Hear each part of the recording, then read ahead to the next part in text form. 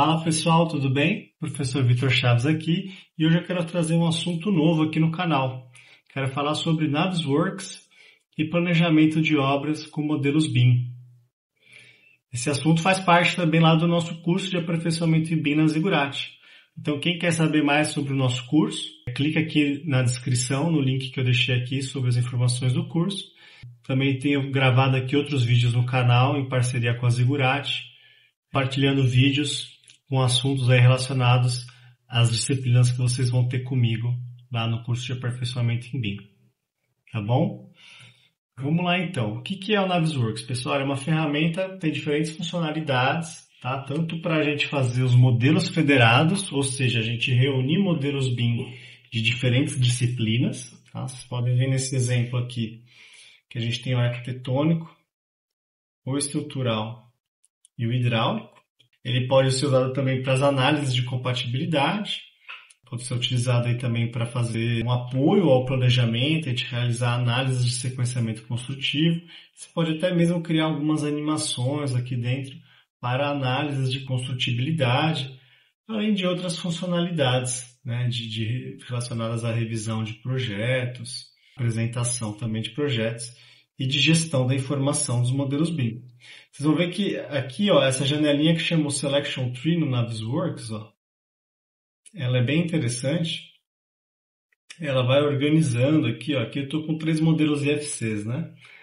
Aí ela mostra aqui a estrutura de informações do seu modelo. Então aqui você vê que você tem diferentes níveis hierárquicos, né? Então aqui, ó, a gente tem o IFC Building, né, que representaria uma entidade de toda a sua construção. Aí você vai ter aqui os layers, né, por nível, né? E dentro dele você tem aqui as diferentes classes de IFC, né? Então aqui alguns elementos ficaram, não são muitos, ó, algumas grelhas, alguns elementos menores ficaram aqui com o IFC Building Element Proxy, que é uma classificação genérica, né, que a gente evita, mas que às vezes alguns pequenos elementos aí acabam ficando aí, né? Seria uma possível melhoria até aqui do modelo. Aí a gente tem aqui IFC Slab, que representa pisos e lajes, né?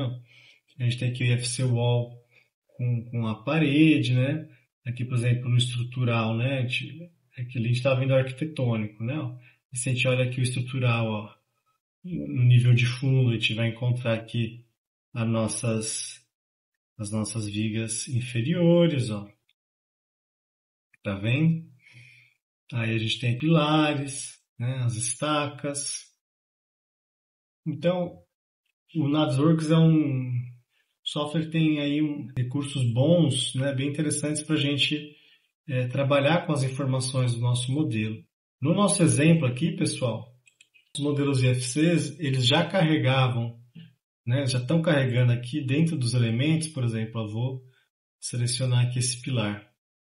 Aí se a gente for ver aqui em alguns dos nossos conjuntos de propriedades, eu tenho essa propriedade aqui, ó, código EAP, onde eu já tenho um identificador do meu elemento relacionado à minha EAP, relacionado ao meu planejamento de obra.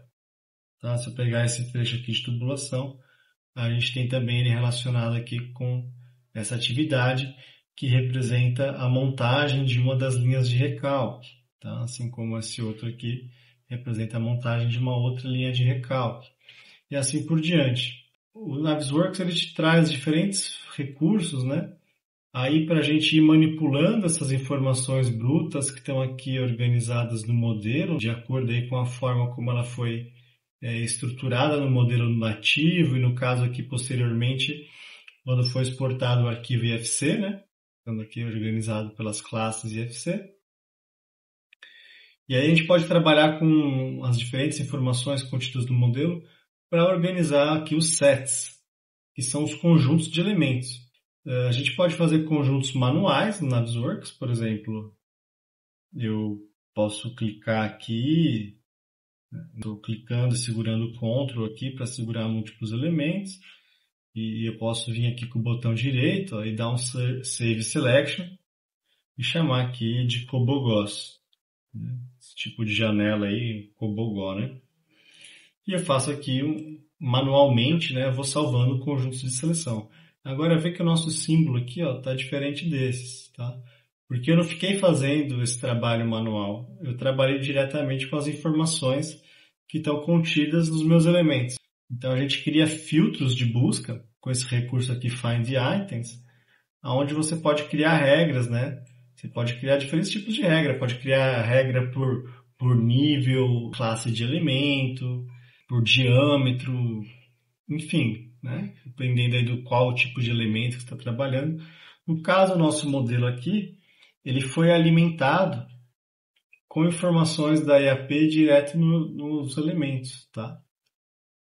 Então, eu trabalhei com essa informação aqui, né? Então, eu criei aqui uma seleção do muro da área, do piso aqui de nivelamento, os portões, né? Aqui as minhas estacas todas, né? Cada estaca tem o seu identificador individual. Aqui eu tenho a parte da fundação, né? Com vigas e lajes. Tenho aqui os meus conjuntos de pilares, ó. Tá vendo? Ele vai destacando aqui e mostra para você, ó, as paredes, tá? E assim por diante. Aí eu criando esses conjuntos de seleção, organizei primeiro aqui as minhas informações dentro do Navisworks. Aí dentro aqui do Timeliner, ó, tem aqui um cronograma. E como que eu fiz, né? Eu primeiro tinha um cronograma, meu cronograma de obra aqui, ó. No caso eu estou no Project Libre aqui. Vocês podem ter o Project mesmo, Primavera P6. Pode ter outros softwares aí, né? A gente vai ver que o Navisworks ele trabalha direto com o Project, com o Primavera P6 Web Services, né? E também consegue importar qualquer arquivo CSV que tenha uma coluna com nomes de atividades, colunas aí com início, fim, informações de custo, né? Dentre outras informações até personalizadas que você pode trazer, trabalhar dentro do Navisworks, né? Então aqui no nosso planejamento, a gente tem toda a estrutura da EAP, as atividades com antecessoras, sucessoras, aí as definições de duração de cada uma dessas atividades, né? Aí o project aqui vai identificando o caminho crítico para a gente, aqui, né? Ó, que ó, de vermelho ele destaca aqui. Enfim, então eu tinha meu planejamento aqui, eu transformei essas informações aqui num arquivo CSV, para aqui no meio, né, com o uso da janela do Data Source, importar o arquivo CSV. Como eu comentei, podia importar direto um arquivo do Project, que se eu tivesse com o Project aqui, ou do Primavera P6 Web, tá? Vocês vão reparar que o Navis aqui, pessoal, ele não tem uma inteligência de reprogramar, de você fazer atividades sucessoras, antecessoras, nada disso. Você pode alterar aqui manualmente, né, o que costuma ser nada muito bacana aí de fazer, mas você trabalhando sincronizadamente, né, com um project, né, ou no caso aqui o CSV ou Primavera P6, você consegue linkar com as informações do seu planejamento e aqui dentro a gente vai trabalhar no sentido de entender melhor o que está acontecendo, né, de criar análises de sequenciamento construtivo, de construtibilidade, de entender mais visualmente como que é o andamento previsto da obra. Aí, pessoal, a grande vantagem da gente criar essas informações de acordo com estruturas de códigos da EAP é que a gente consegue usar recursos aqui do Navisworks, ó, como esse Auto-Attach Using Rules, onde você cria regras aqui, você vai apontar para o software, né, o seu selection set, né, que está aqui definido, por exemplo, B.01 estaca 01, ele vai entender, né, que ele está relacionado às atividades aqui de perfuração, armação, convertagem e secagem da estaca 01, tá? Porque esse mesmo nome aqui do selection set, ele está inserido aqui também nas informações do nosso cronograma, né? E aí a gente consegue de formas mais automatizadas fazer esse tipo de correlação. Eu não fiquei vindo aqui um por um e apontando para o software. Eu aproveitei as informações direto do meu elemento criando aqui uma forma muito mais dinâmica e rápida de trabalhar com essas informações aqui dentro. E ainda eu crio diferentes tipos de atividade. Então eu quero aqui visualmente identificar, né? Perfuração, armação, concretagem, secagem, tá? E assim por diante, a forma. Então vou dar uma visão aqui do que é o Navisworks. Quando a gente roda uma simulação de construtibilidade. Você vê que aquele verdinho, aqui se a gente abrir a aba Configure, vou mostrar para vocês, ó. Ele está mostrando aqui, ó. Quando eu tenho um task type do tipo Construct, ele vai ficar verdinho e depois ele vai assumir a visão final. Aí eu criei aqui, como eu quero visualizar a forma. Quando o elemento ali tiver amarelo, é porque está montando a forma. Quando ele tiver laranja, estou montando a armação. Que a concretagem vai ficar verde também. Aí a secagem vai ficar meio transparentezinha. Quando aparecer um elemento ali de vermelho, né, vai ser no caso ali mais para as estacas, ele vai ficar vermelho, tá? E aí então quando a gente roda essa simulação, era isso que a gente estava vendo, tá? Por exemplo, aqui ele está mostrando, ó, tá fazendo essa parte do nivelamento, né? Aqui a gente estava sem modelo de terraplanagem, foi uma simplificação só que eu fiz aqui. Mas você pode tanto dar o play, né? Como você pode ir indo passo a passo. Então você vê, ele está perfurando um. Estou com 2 aqui em etapa de secagem e estou concretando aqui.